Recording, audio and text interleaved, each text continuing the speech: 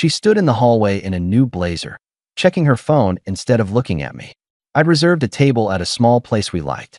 I held up the confirmation like an idiot showing a ticket at the wrong gate. Dinner? Just us. She didn't bother with a smile. I've got better plans tonight. What's better than me paying for your steak? Liv invited me out. We're doing a girl's thing.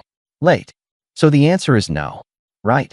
She grabbed a clutch, dabbed on lipstick at the mirror by the door, and left me in the quiet house like I'd been a contractor who finished the drywall and could go now. If I'd known where that tone was headed, I'd have skipped the reservation, the flowers, and a few months of wishful thinking. I sat at the kitchen island and stared at the candles I'd set aside. The dog nudged my knee, confused. I poured sparkling water into 2 glasses and let one sit there until the bubbles died. Then I ate a leftover meatloaf sandwich over the sink because plates apparently were too optimistic for the night. The next morning I put on coffee and waited for a chance at a normal conversation. She came down late in sweats, earbuds in. I tapped the counter. Rain check on dinner? No promises. She slid past me to the fridge. This week is stacked. With what? Stuff. She took the last yogurt. Don't be needy, Mark. It's not attractive. Let me write that down, I said. Husband unattractive when asking wife to eat food with him. She was already walking away. Drama is a choice. I wasn't dramatic. I was paying the mortgage, working 60 hours, and trying to keep a grip on something that felt slippery for reasons no one would put in a sentence. I decided to try the soft approach first. Friday, I set up a fire in the backyard pit. I had her favorite playlist on low. When she came home, I met her in the driveway. Movie out here? I'll make cocoa. She stepped around me to look at her phone's screen, lighting up again. Liv's waiting. And please don't hover. Hover? I'm standing on my own asphalt. She opened the car door. You're doing the thing where you check in too much. Men with time on their hands worry me. I'll get busier, I said, and logged the sentence like a receipt. Sunday she was cold. Monday came with sarcasm. Tuesday I got my first open mockery. We were folding laundry. She held a shirt of mine and smirked. Do your friends know you wear these old man polos? Only the ones who see me golfing on weekends I fund. Cute, she said, and tossed it on the couch like trash. Lydia, I'm not a clown. No, she said. Clowns are fun. I set the shirts down and met her eyes. I'm not going to fight. I'm not going to chase. But I won't be disrespected in my own house. Big words, she said. No action. You'll get both. She laughed. And I learned something right then. A person who tests you expects you to whine or explode. Calm rattles them more. I started with schedules. I changed my gym time to early mornings and picked up an extra project at the shop. My friend Nate owns a custom cabinet business. He needed help on a renovation. I told him I was in for evenings 3 days a week. You running from something? He asked, wiping sawdust off his forearm. Running toward distance, I said. Different training plan. Good. Distance gives a man a mirror. At home, I put 2 calendars on the fridge. One for joint plans. One for mine. I circled my nights out in bold and left her column blank. She noticed when she wanted to book me for a couple's brunch she hadn't cleared. We're going to Mia's on Saturday, she said at the sink. Nope, I answered, drying a pan. I've got the shop. You can't just disappear.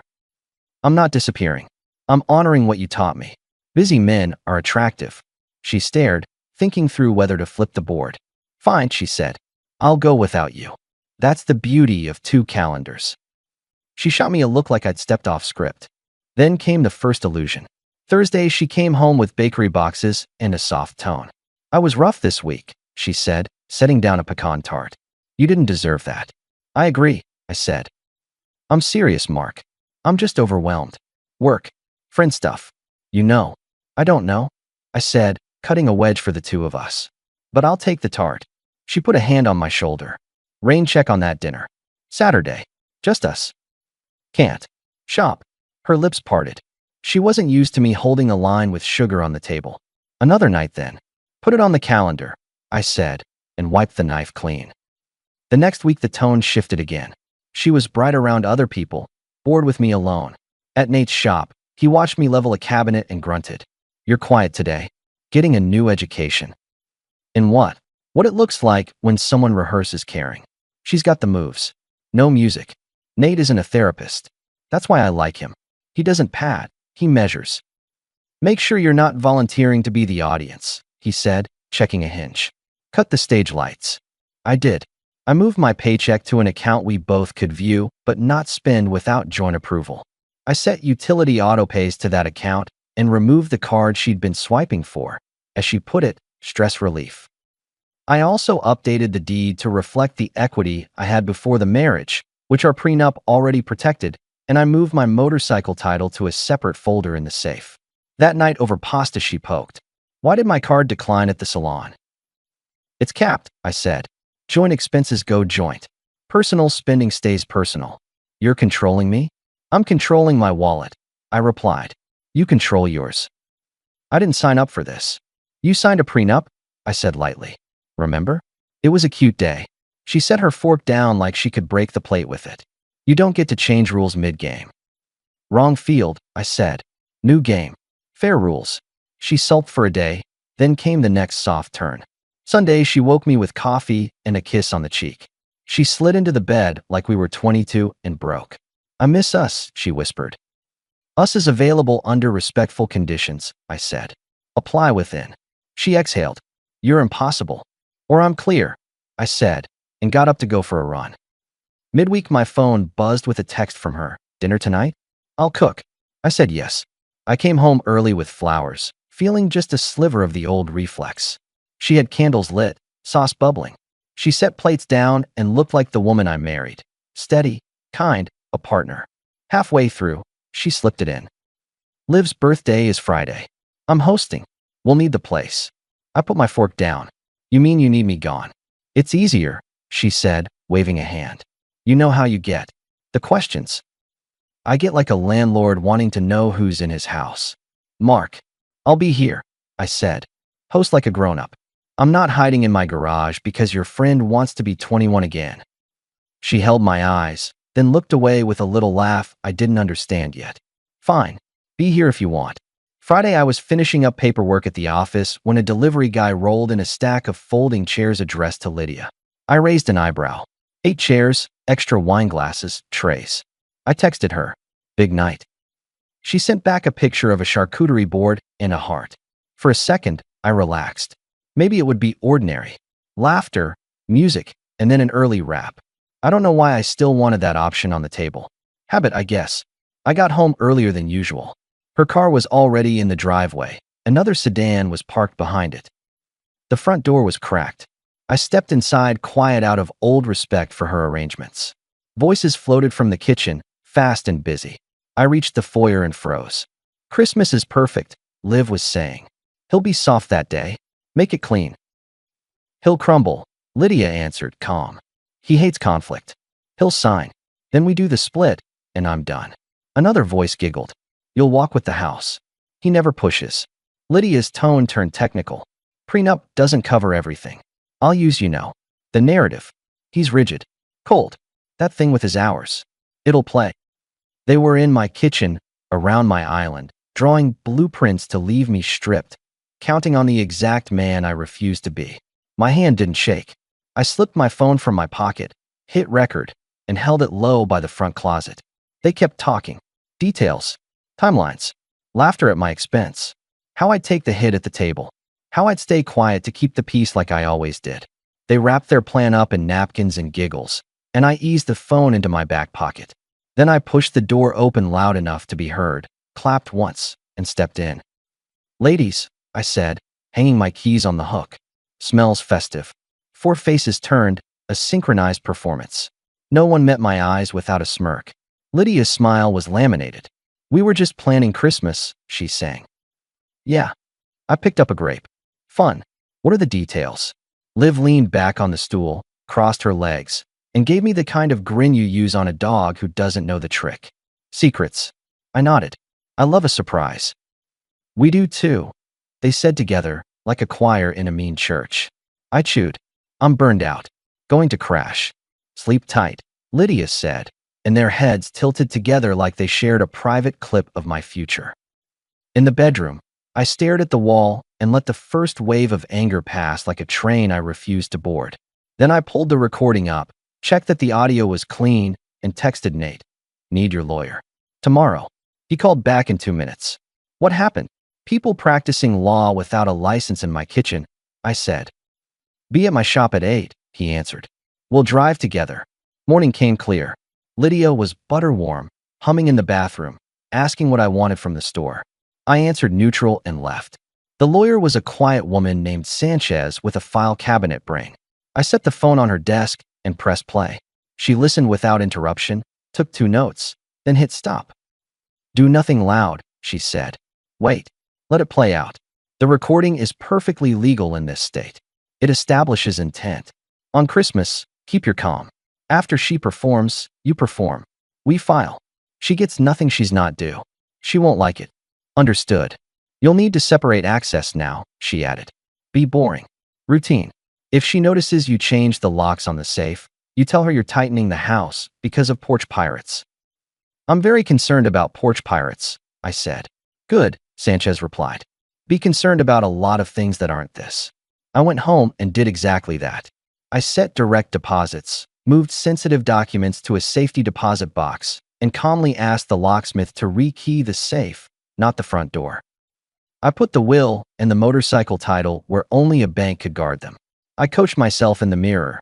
Neutral, practical, no speeches. At night, Lydia put on the performance of a lifetime. She cooked. She asked about my day. She squeezed my arm in the grocery store like we were on year 1. I gave what I considered fair, basic respect, short answers, and no new promises. One evening I was reading on the couch when she sat down, slipped her feet under my leg, and rested her head on my shoulder. You're different, she said, almost sweet. I'm busy, I said. That's not what I mean. I know, I replied. She turned the TV on, leaned into me like a wife in a commercial, and for 30 minutes I let her act play out. It was almost convincing. Then my phone buzzed with Sanchez's email confirming next steps, and the spell broke like a cheap light bulb. A week before Christmas, I took initiative on foreign turf. Lydia had insisted we stop by Mia's to drop off gifts. The living room was full of couples. I stood by the kitchen island with a beer I wasn't really drinking. Mia, who's too observant for everyone's comfort, watched Lydia hold court, tossing little barbs. So, Lydia said to the group, waving at me, Mr. Schedule changed his whole life. He color codes now. Mia raised an eyebrow at me. That true? It is, I said. Color means clarity. Gray areas burn good men. The room quieted just a notch. Lydia laughed it off and tried another jab. He's on this kick where he says he won't be disrespected in his own house. I nodded. And out of it. Mia set her glass down. Boundaries are hot, she said. Good for you. Lydia's smile flickered like a bad signal. I chose the moment. We do joint events by mutual consent now, I said to the group like a PSA. It helps avoid confusion. Mia looked at Lydia, then at me. Sounds grown up. That's the point, I said, and held Lydia's gaze. No heat, no flinch, just the new rule on the table. On the drive home, Lydia folded her arms. You embarrassed me. I told the truth, I said. In front of people. Witnesses help when words get slippery, I replied. She turned toward the window and stayed there. 2 days of frost followed. Then came the second illusion. She booked us a weekend at a bed and breakfast without asking. She printed the confirmation and slid it to me like a prize. I want to reset. Nice thought, I said, and not happening. You don't book my time without my consent. She tried the wide-eyed act. I'm trying here. No, I said, voice level. You're trying to keep the presentation going. But I'm not a reviewer. I'm the customer. And I'm returning the product. She stared, calculating. You're hurting me. I'm protecting me. Christmas morning arrived clean and bright. I woke early, brewed coffee, and walked the dog. I looked around the block at porches with inflatable deer tilting in the wind and thought about how every house holds a secret. Ours held a show scheduled for dinner. Lydia was the picture of cheer when guests started arriving. Her parents came first, warm and loud. They've always liked me. Her mother hugged me. You look good, she said. Healthier, her dad added. Eyes clear. Early mornings, I said. And policy changes. What policy? He asked, chuckling. I don't argue after 9 p.m., and I don't sign anything on a holiday. He laughed, not knowing he'd just heard the ending. Nate and his wife arrived with a pie. He gave me a small nod across the room. Mia came with her boyfriend, sharp eyes scanning the energy like a cop at a parade. Liv arrived late with a brittle smile, kissed Lydia's cheek, and scanned me like I was a product she'd mispriced. Dinner was loud. Lydia played gracious host, topping glasses, complimenting pies, laying a careful hand on my shoulder when I stood to grab a serving dish. I didn't flinch. I enjoyed the ham. I asked her dad about fishing. I laughed at Nate's story about a client measuring with his thumb and calling it a tool. I relaxed into the knowledge that sometimes the safest place in a storm is the exact center. An hour in, Lydia stood, glass in hand. Her voice softened. "I want to toast my husband," she began. "Mark, you are steady and responsible. You keep everything working. I appreciate that." "Thank you," I said. "And because I respect you, I also want to be honest in front of the people we love." She lifted a manila envelope from behind her chair. "I've started the process to end our marriage. It's not a decision I take lightly. I believe it's the right one. I'm asking for grace as we separate kindly." For a second, the world stopped like someone hit pause on a remote. Then I heard a small gasp from her mother, a whispered, "What?" Nate's low, "Huh?" and Liv's quiet, satisfied exhale. Lydia extended the envelope to me like a boss handing a pink slip. I didn't take it. I let the silence stretch until even the ornaments seemed to listen. Then I smiled. "Darling," I said, "I brought you something too." Her head tilted, thin panic flashing behind her eyes before she tucked it away. "What could that be?" Liv asked, brittle. "A proof of purchase," I said, and pulled my phone from my pocket. "Before we continue, I want everyone to hear a small piece of planning that took place in this house." "Mark," Lydia started. I raised a hand and pressed play. The living room filled with the sound of their own voices from 2 weeks prior. The details were plain. The laughter was worse. Her father reached for the arm of his chair like he needed something to hold. Her mother's hand flew to her mouth.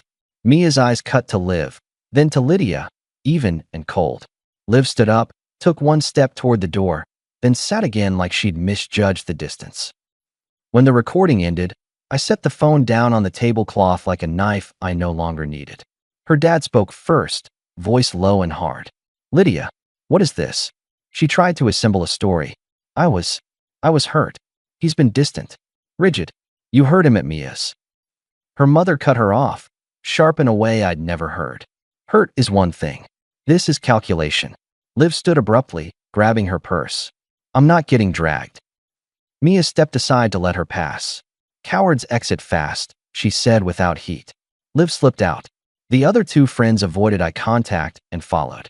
The room kept its silence like a courtroom without a judge. Lydia turned to me, pushing tears that arrived late. "We're broken, Mark." I shook my head once. "We're finished," I said. Different word, different meaning. "Please," she said. "We can talk later." "We will," I replied. "But not about us. About logistics." Her father leaned forward. "Mark, what do you need from us?" "Witnesses," I said. "You just were. That's enough."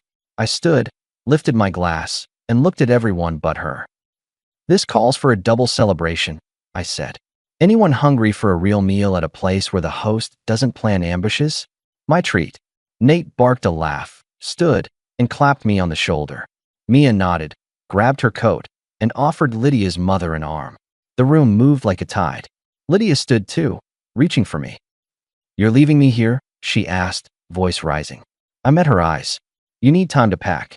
You're moving out tonight." "You can't." "I can," I said, mellow and final. "Keycards already set to guest. Your essentials are in the blue suitcase in the hall. I hired movers for the rest this week. My lawyer will contact yours. Enjoy the quiet." "Mark," I turned to her parents. "I'll have a truck downstairs for any boxes you want to take of hers. I respect you both. Please understand I can't keep someone in my home who treats me like a prop." Her mother's eyes were shiny, not from pity, but from something like shocked respect. "I understand," she whispered. We left. The restaurant was 3 blocks away. I picked it because it was close and because the kitchen was open late. At the table, Nate lifted his glass. "To boundaries," he said. Mia added, "To receipts." Her dad wasn't at dinner, for obvious reasons, but he called my phone in the parking lot. "I'm sorry," he said simply. "You deserved better." "I agree," I said. "Thank you." We ate. We laughed. We did not talk about the past like a highlight reel. We talked about future projects, about a fishing trip in spring, about the best way to train a stubborn dog. Halfway through the meal, my phone lit up with Lydia's name. I let it ring. She called again. I sent it to voicemail. The third time, I answered. "I'm sorry," she said fast. I was confused. I thought. "I'm at dinner," I said. "Do something useful. Pack. Please. Don't throw me out on Christmas." "You threw yourself out 2 weeks ago," I replied. "I'm just opening the door you built. You can't even talk to me?" "I am talking," I said, and ended the call. By the time I got home, her car was gone. The blue suitcase spot on the hall floor was empty. I walked through the rooms and took stock like a foreman after a shift. Every essential I needed was still there. Every essential I didn't want was leaving. I slept hard. In the morning, I made coffee and called Sanchez. "It's done," I said. "Good," she replied. "I'll file today." The following weeks were full of quiet mechanics. Movers came and went. Her name came off accounts. The house breathed. I changed the paint in the living room not because I needed a new color, but because I loved the smell of wet work and fresh decisions. The dog followed me around like he'd been waiting for the new schedule too. Word traveled. Mia texted, short and surgical, "Proud you kept your calm." Liv posted a photo of a martini with a caption about fresh starts that made me laugh out loud. Nate brought over a slab of oak, and we built a new dining table in the garage, both of us silent except for measurements and saw instructions.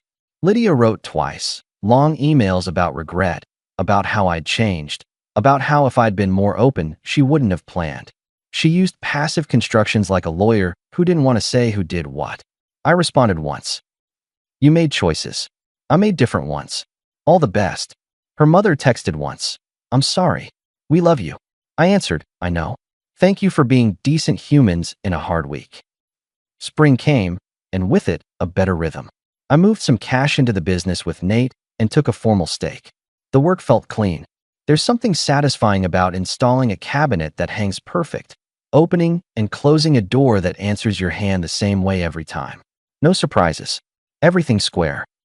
On weekends, I started hiking with a group out of a local gym. A woman named Erin kept pace with me up a switchback one Saturday. She has a dry way of talking that fits me. "You're efficient," she said, stepping around a rock. "I prefer clear to fast." "Good motto," she said. "Clear beats cute." We started getting coffee after hikes, then dinners that lasted too long because neither of us was trying to perform.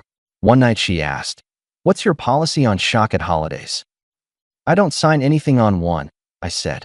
She laughed and didn't ask for the backstory. By summer, the house was different. Not just in paint and furniture, but in air. Friends came by for barbecues and stayed late telling stories. We built a shelf wall in the office. I stopped bringing my phone to the table. When I looked up, there were people I respected sitting across from me, steady and direct. Every now and then I'd hear a scrap about Lydia. A mutual acquaintance mentioned she tried a condo downtown and moved out 3 months later. Someone else said she was between jobs. I don't root for anyone to fail. I do believe in consequences running their route. She learned that a show stops working when the audience leaves, and more than that, when the stage manager locks the door. One afternoon, Nate and I finished an install in a clean new build with big windows. We stood in the kitchen and looked at our work. Straight lines, level drawers, the kind of thing a homeowner would touch and trust for years. "Solid," he said. "Square," I answered. He glanced at me. "You're good." "I'm better than I was," I said. "I sleep. I lift. I eat meals with people who mean what they say. I have a woman who asks before she adds me to a plan. That's a win." "It is," I said. "If you want a moral, I don't have one. I have a rule. A man who respects himself will stop feeding a fire that only warms the person mocking him. He'll cap the line, turn the valve, and leave the room with his head up. You don't argue with a plan built on your silence. You make the room loud with facts and take your coat." On Christmas, I didn't lose a marriage. I ended a theater run, and I started something else I like a lot better. A life where my house is a place people don't whisper schemes in, where my table is for eating, not for ambushes, and where the only surprises are the kind I plan myself.